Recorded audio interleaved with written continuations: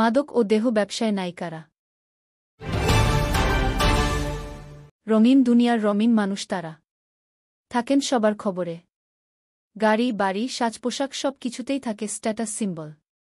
আর এই তারকা জীবন যাপনের প্রয়োজন মিটাতে গিয়ে অনেক সময় অনৈতিক পথে হাঁটেন অনেক তারকা। কখনো দেখা যায় একাকিত্বের হতাশা থেকে বেঁচে থাকার প্রয়াসে অনেক তারকাই মাদক নেশায় বুঁদ হয়ে থাকেন। সম্প্রতি ভারতের বেশ কিছু নায়িকাকে দেখা গেছে দেহ ও মাদক ব্যবসার সাথে জড়িয়েছেন। চলুন দেখে নেয়া যাক তাদের নামের তালিকা। মমতা কুলকার্নি। কিছুদিন আগে মাদক পাচারের অভিযোগে স্বামী বিকি গোস্বামীসহ কেনিয়ায় গ্রেফতার হন ৯০-এর দশকের তুমুল জনপ্রিয় এই অভিনেত্রী। এর আগেও ১৯৯৭ একই কারণে দুবাই থেকে তাকে গ্রেফতার করা হয়। কিন্তু সে বছর তার যাবজ্জীবন কারাবাসের সাজা ঘোষিত হওয়া সত্ত্বেও ২০১২ সালে তাকে ছেড়ে দেওয়া। শ্বেতা বসু। বেশ কিছুদিন আগে হায়দ্রাবাদের বাঞ্জারা হিলসের একটি ৫-তারা হোটেলে অভিযান চালালে দেহ ব্যবসার অভিযোগে হাতে নাতে ধরা পড়েন দক্ষিণের নায়িকা শ্বেতা বসু। সঙ্গে গ্রেফতার হন বেশ কয়েকজন হাই প্রোফাইল শিল্পপতিও।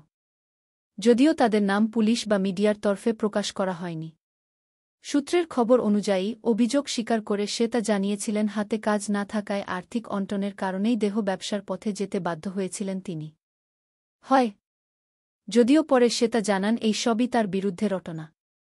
আদালত তাকে ৬ মাস রেস্কিউ হোমে থাকার নির্দেশ দিলেও পরে অবশ্য শ্বেতার বিরুদ্ধে সমস্ত অভিযোগ খারিজ করা হয়েছে। নিতু আগরওয়াল।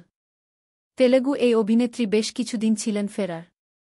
অর্থ ও মূল্যবান চন্দন কাঠ পাচার করার দায়ে এই অভিনেত্রীকে কয়েকদিন ধরেই নজরে রাখছিল পুলিশ। অবশেষে কালনোল জেলার অন্ধ্রপ্রদেশ পুলিশ তাকে রবিবার আটক করে হাজতে পাঠিয়েছে।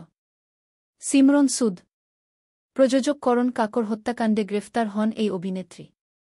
এছাড়া সন্দেহ করা হচ্ছে দিল্লি ব্যবসায়ী অরুণ কুমার টিক্কুর খুনের পিছনেও হাত রয়েছে এই নায়িকার সায়রা বানু। ২০১০ সালে নারী পাচার চক্রে গ্রেফতার করা হয় নায়িকা সায়রা বানু ও তার স্বামীকে। জানা গিয়েছে বেগুমপেট সহ হায়দরাবাদের বিভিন্ন জায়গায় দেহ ব্যবসার আসর বসাতেন তিনি।